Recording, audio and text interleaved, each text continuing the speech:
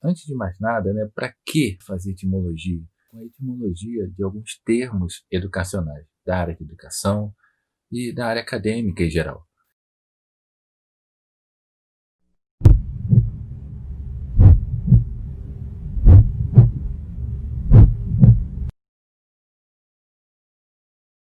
Muitas das vezes o filósofo ele faz exatamente uma análise etimológica de uma palavra para trazer o sentido real, o sentido original. Quando a gente faz análise etimológica, a gente está rememorando, relembrando aquele ponto inicial em que a pessoa criou a palavra. Qual o contexto? Qual o sentimento que ele teve? O que estava por trás? Quais são as teorias por trás, sabe? Há toda uma história por trás de uma determinada palavra. É, e para uma coisa mais profunda, imagine, por exemplo, a filosofia de Heidegger.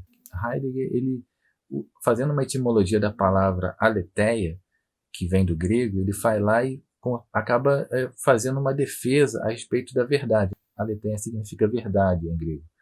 Mas aí você pensa, poxa, o que seria verdade para os gregos? E o Heidegger acabou descobrindo lá o a é um prefixo de negação e letheia ali teria um sentido de velar, esconder, no caso. Então, quando você pensa ali no prefixo de negação com o velar, você tem o desvelar, hoje em dia. Nesse sentido, a gente começa a pensar, por exemplo, como que a palavra aletheia, a palavra verdade lá em grego, foi usada pela primeira vez. Como que ela foi usada? Como era o contexto? O que se passava pela cabeça daquele grego lá antigo? Ele estava pensando que ele estava desvelando o mundo, desvelando a realidade. Era esse o sentido por trás da palavra aletheia? Veja que há um aprofundamento muito grande aí, por trás simplesmente de uma análise etimológica. Da mesma maneira, quando a gente fala lá de educar, o que significa educar? É importante saber essas coisas assim sobre as origens, porque, entenda, foi aquele momento inicial em que o ser humano realizou o batismo de um determinado objeto, pela primeira vez. Como é que era o contexto que aquele indivíduo estava vivendo? Quais os sentimentos que ele tinha? O que estava se passando pela cabeça dele? Quais são as teorias que ele tinha a respeito do mundo?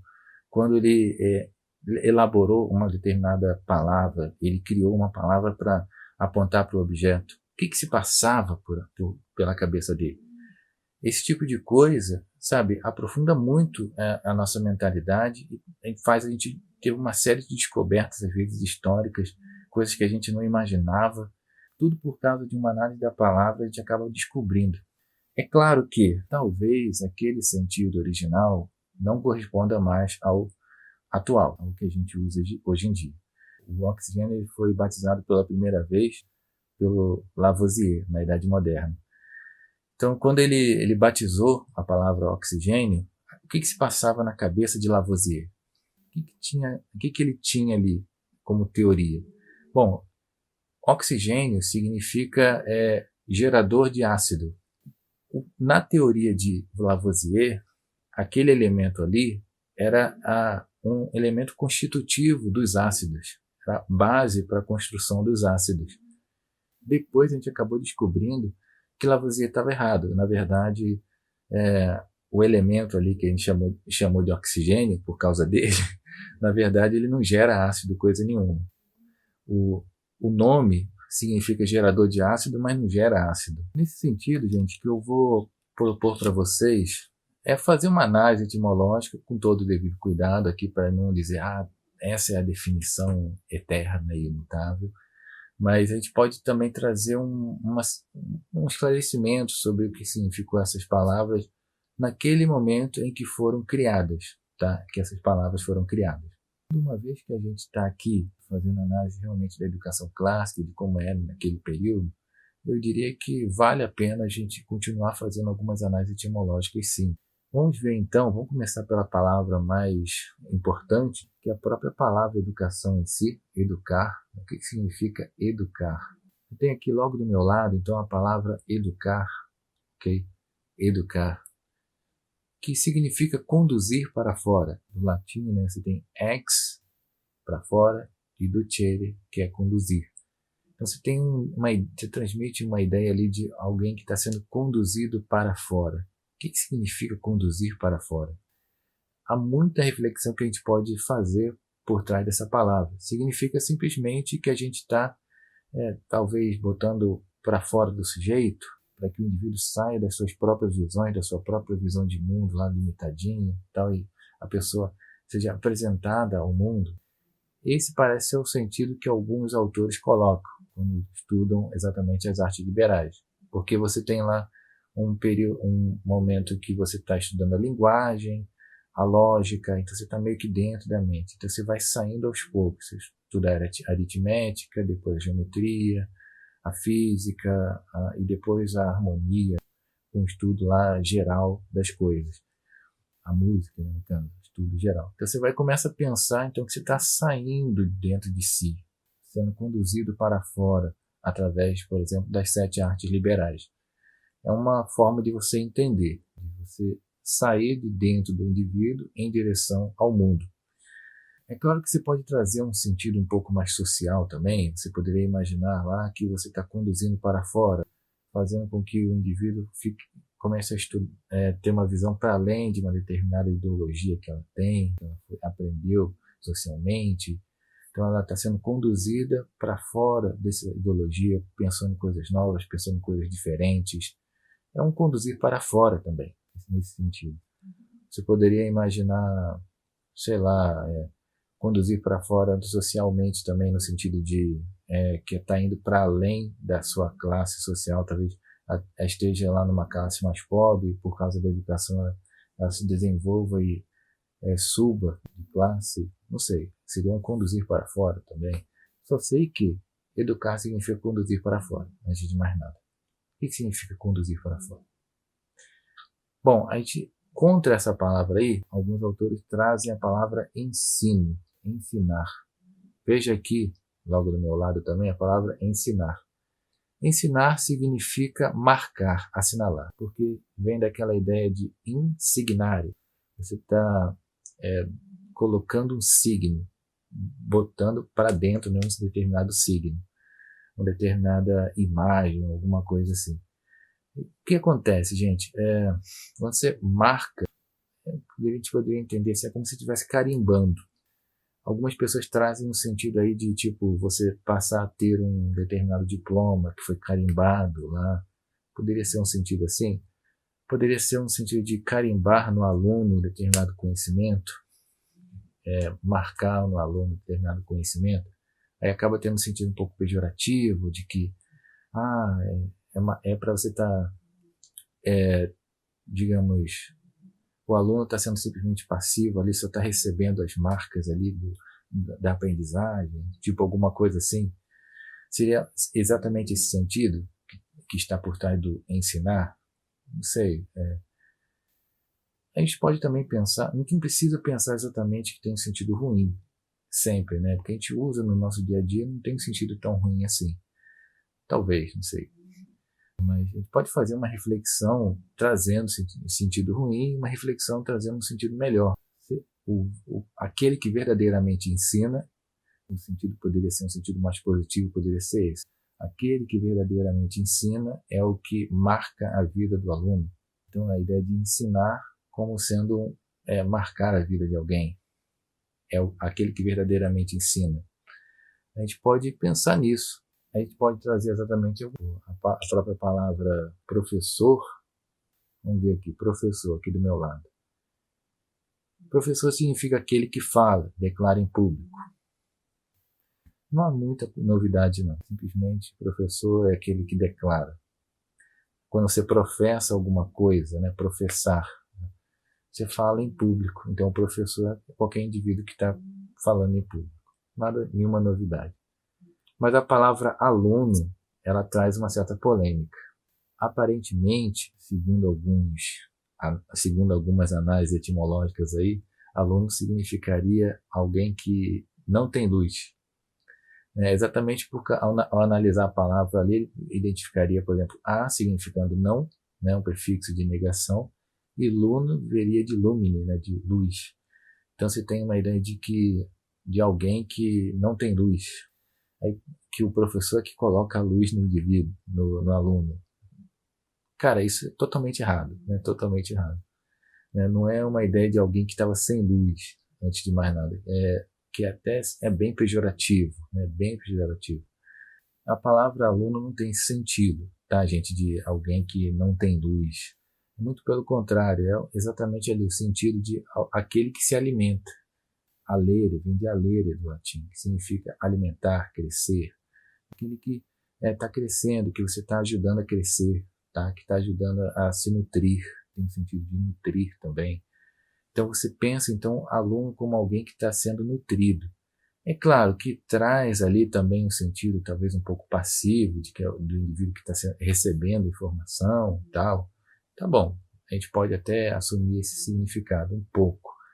Mas a ideia de nutrir não é bem isso, não é simplesmente receber informação. Porque você dá o alimento, mas existe também a questão do processamento interno. O indivíduo precisa processar o alimento também.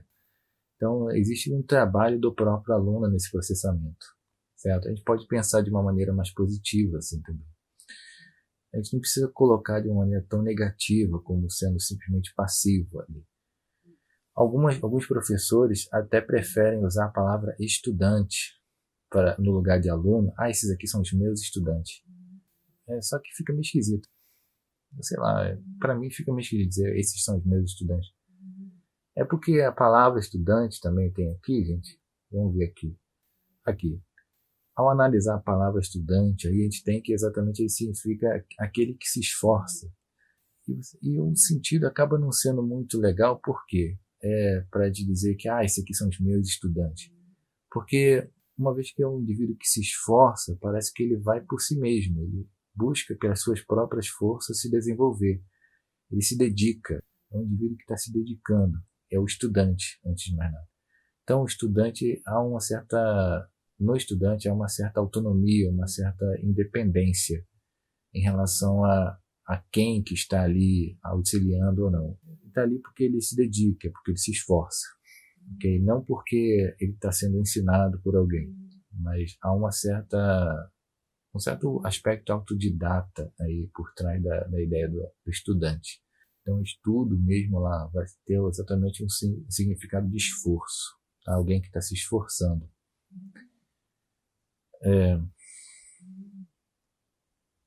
Aqui, veja, a palavra escrever aqui do meu lado também tem um significado bem interessante. Significa cortar, fazer uma incisão. Olha só, o que tem a ver escrever com cortar? Lá na Mesopotâmia, a escrita era basicamente você pegar um pedaço de madeira, um instrumento específico, eu esqueci o nome agora, que você exatamente fazia uns certos buraquinhos numa massinha. E é interessante quando a gente pensa nisso, porque lá na Mesopotâmia foi a primeira vez que as pessoas escreveram. O primeiro momento que a pessoa escreveu foi ali, fazendo como que incisões ali no barro, um pedaço de madeira. Aí, fazer uma incisão aí é uma ideia de fazer um buraco. O médico ele faz lá uma incisão no paciente, está cortando ali para fazer um buraco ali naquele paciente. Então é mais ou menos assim nesse sentido que se faz em determinados sulcos, né, determinados buraquinhos ali, em determinados formatos para representar alguma letra, algum número. É assim que era escrita lá dos sumérios na Mesopotâmia. Isso que é interessante, porque remonta lá à origem, no momento que as pessoas estavam começando a escrever. No momento que elas estavam começando a escrever, o que elas faziam? Elas faziam como que incisões ali, certos buraquinhos, numa certa tábua ali de barro ali na frente deles, um pedaço de madeira lá, e faziam várias incisões. Essa era a escrita naquele período. Daí a palavra escrever. Ficou até hoje a gente usa, quando a gente tá falando, mesmo quando a gente não está fazendo incisão, coisa nenhuma, a gente ainda usa a palavra escrever. É interessante aqui, né? A gente tem lá a palavra enciclopédia ali do meu lado. Você tem ali a palavra enciclopédia, significa exatamente educação em círculo, que é o que a gente já comentou aqui com vocês, enciclopaideia. Essa palavra enciclopédia ela não existiu lá propriamente, lá na Grécia Antiga, mas ela foi usada mesmo mais na Idade Moderna, ela toda junta, assim, enciclopaideia ou enciclopédia propriamente. Ela foi usada inclusive no movimento ali no Iluminismo desenvolvido por Diderot, D'Alembert, certo? Um movimento enciclopedista que tentou fazer exatamente uma catalogação de todos os conhecimentos humanos. É daí que a gente tem o sentido próprio que a gente usa até hoje, de uma ideia de uma catalogação de todo o conhecimento humano.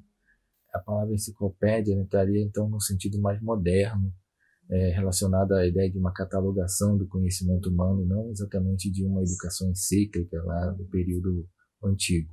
Okay? Então nós já falamos sobre educação, estudante. Lembrando que estudante, gente, significa o particípio presente, significa aquele que estuda no presente, certo?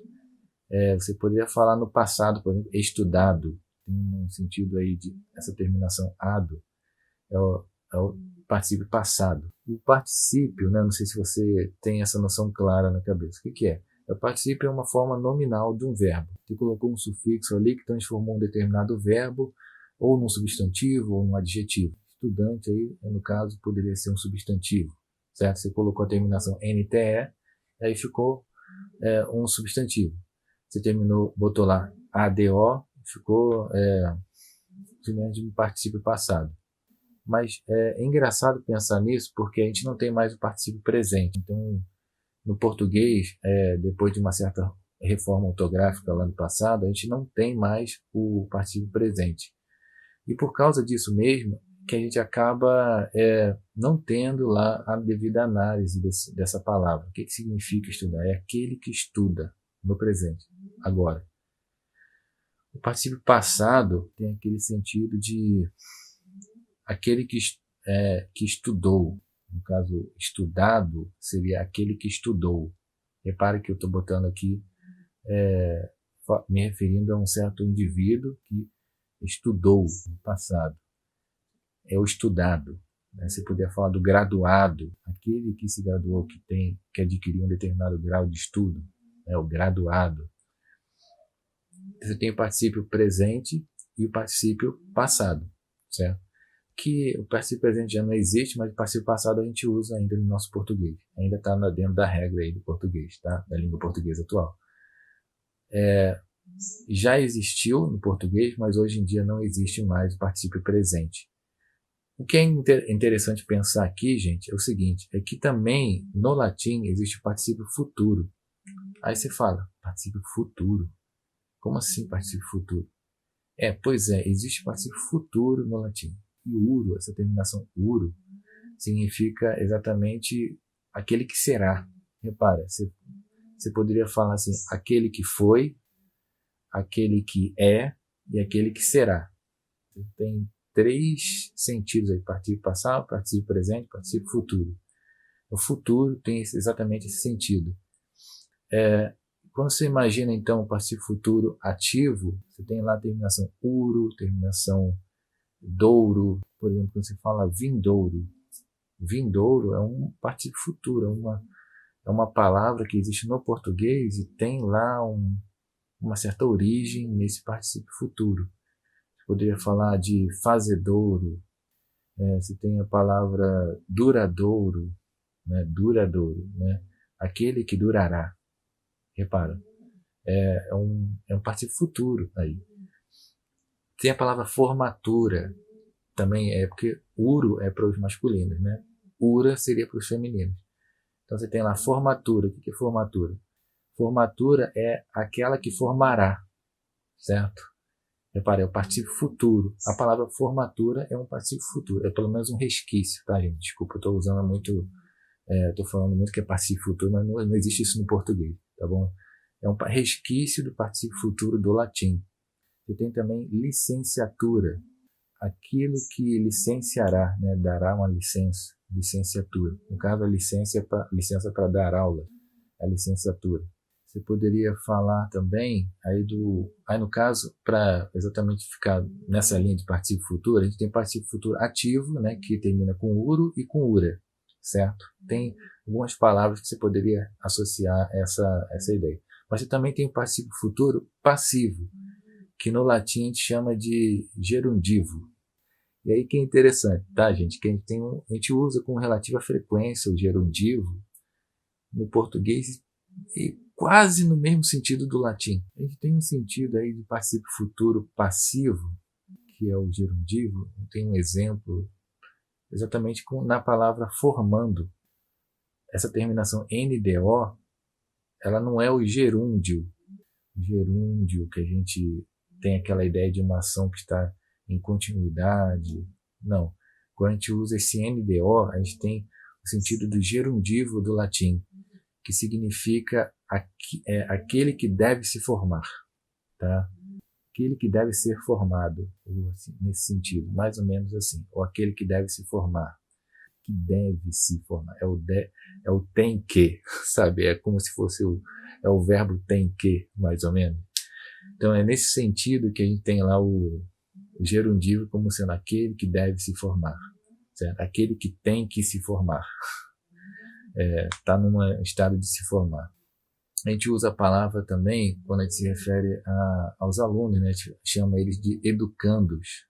O educando, repara, educando é um particípio futuro passivo, o gerundivo, que é aquele que deve ser educado. Repare, ser educado é uma ideia meio passiva aí. Então você tem educando como um sentido aí de aquele que deve ser educado. Repara que não é um gerúndio, não é que o cara está num sentido de continuidade, né, de uma ação que está em continuidade. Eu estou educando. Não. Quando você fala eu sou educando, você está usando gerundivo. Quando você fala eu estou educando, aí sim, eu estou usando gerúndio, certo? Está dando para entender aqui a diferença? É mais ou menos assim que acaba acontecendo. E tantas coisas ali que a gente pode também pensar, né? Quando a gente fala, por exemplo, bacharelado, deixa eu ver aqui se eu acho a palavra bacharelado.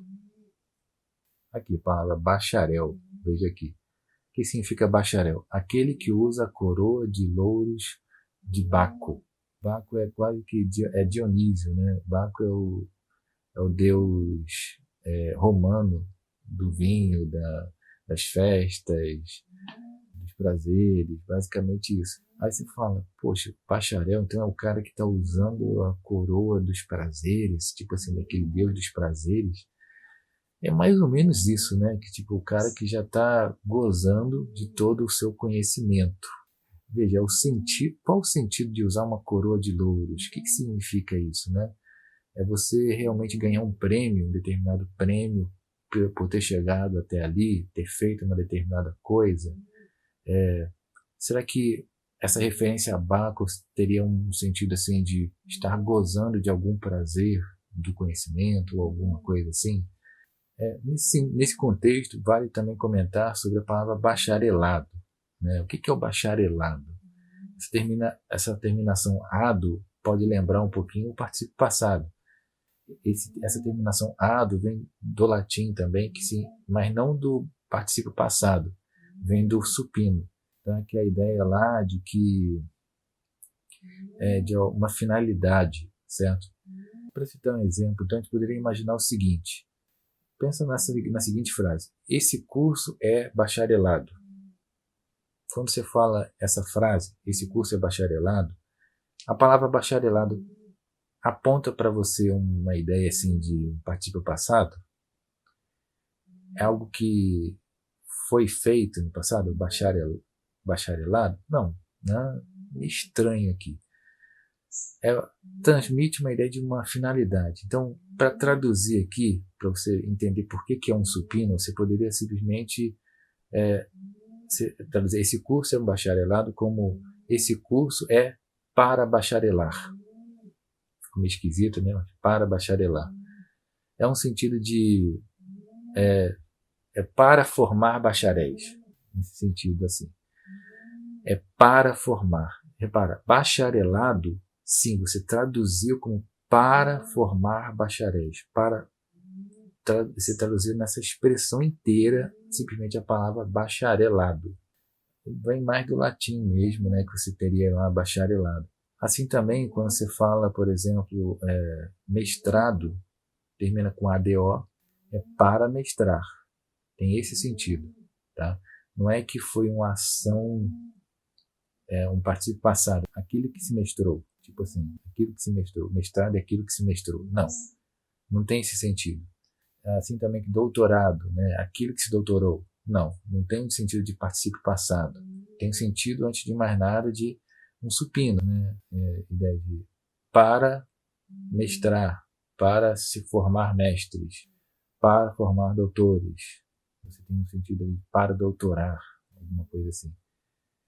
Realmente você bota o para mestrar, para doutorar. Ideia de um supino no latim.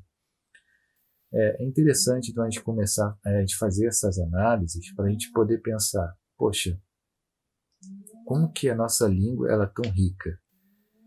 E a gente nem percebe porque, sei lá, a gente perdeu essas análises com o tempo, né, com todas as reformas ortográficas que foram acontecendo, a gente foi perdendo totalmente. Particípio futuro, imagina, a gente nem sabia que existiria particípio futuro. A gente agora está sabendo que existe, certo? Vamos ver aqui se eu consigo encontrar mais alguma coisa relevante.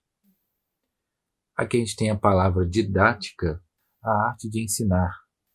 Você tem lá um significado ali também da palavra diploma. Veja, diploma como significando uma carta dobrada. É um papel que a gente dobra. Aí que tá, gente. Não, né? É uma coisa que a gente tem uma afeição tão grande que a gente provavelmente não vai dobrar aquilo ali. Mas havia um período que o pessoal dobrava mesmo, até como um certo sentido, um significado lá para aquele período. Então, por isso ficou conhecido como diploma. Aí você encontra aqui a palavra discípulo, logo abaixo de diploma. E tem aquele significado de aquele que aprende, né? O que aprende. E que vem exatamente também a palavra discente. Você tem docente, quando vem de docere, de ensinar, aquele que ensina, terminação em NTE, exatamente particípio presente. E aqui o discente também poderia ser um particípio presente do verbo dicere, certo? Aqui significa exatamente aprender, ok? O dócil, aquele que se deixa ensinar, documento como um meio para ensinar, doutor, quem ensina, a doutrina é aquilo que se ensina, o que se ensina, certo? Veja que a gente tem lá um monte de coisas aqui que está vindo exatamente daquele verbo docere. A palavra emancipar, né, tirar a mão, é interessante aí. Emancipar é essa ideia de tirar a mão, que você não está mais levando com a própria mão, né, quando você tem lá a criancinha que você sempre anda pela rua segurando a mão dela. Quando uma pessoa está se emancipando, ela está agindo por conta própria, ela está cortando aquele laço ali, tirando a mão, né, por assim dizer, não precisando mais da mão lá dos pais ou de professores, alguma coisa assim. Sim, a gente falou de discípulo, vale também falar um pouco de doutor, mas a gente não falou do mestre. Mestre tem aqui, ó, logo do meu lado aqui, mestre como se referindo ao maior. Olha só que legal. Mestre significa o maior. E é engraçado que você tem lá mestre significando o maior e ministro significando o menor.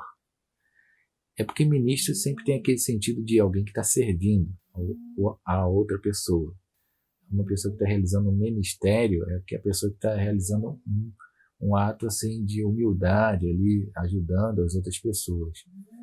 E uma pessoa que está num magistério, ela está realizando um ato que é de ser o maioral ali da coisa. Está num estado superior em relação às outras pessoas.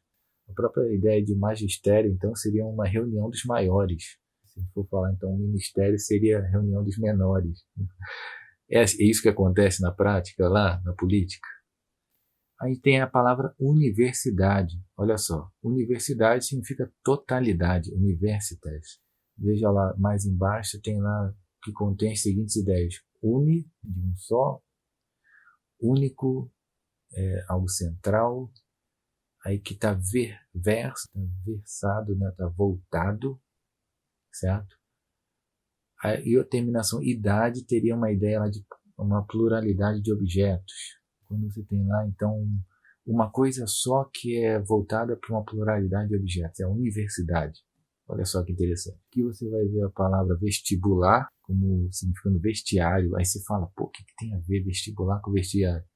É porque era exatamente, estava na entrada lá das casas romanas. Você tinha um local lá de vestiário. Então, da mesma maneira, o vestibular teria um sentido lá de algo que serve como um exame de entrada para você entrar na universidade. Olha só, a palavra vestibular.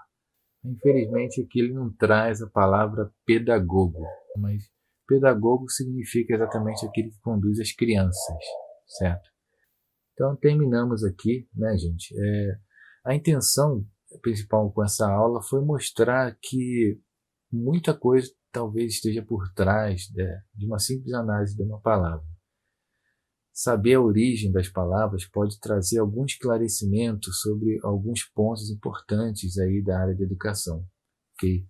Veja que conduzir para fora tem todo um sentido importante para as artes liberais. A educação como conduzir para fora. Conduzir para fora seria aí tendo sentido em relação ao mundo. Então, nesse sentido das artes liberais, é o sentido de ser conduzido para o mundo, para você ser apresentado assim tudo aquilo que pode também tirar a sua liberdade. E você, uma vez que você sabe que aquilo pode tirar a sua liberdade, você se afasta daquilo ali. Você tem um conhecimento que leva a uma manutenção constante da independência, da liberdade propriamente dita. Ok? É isso então, gente. Eu vou ficar por aqui. Vamos começar então, no próximo vídeo, a fazer a leitura propriamente do texto. Então,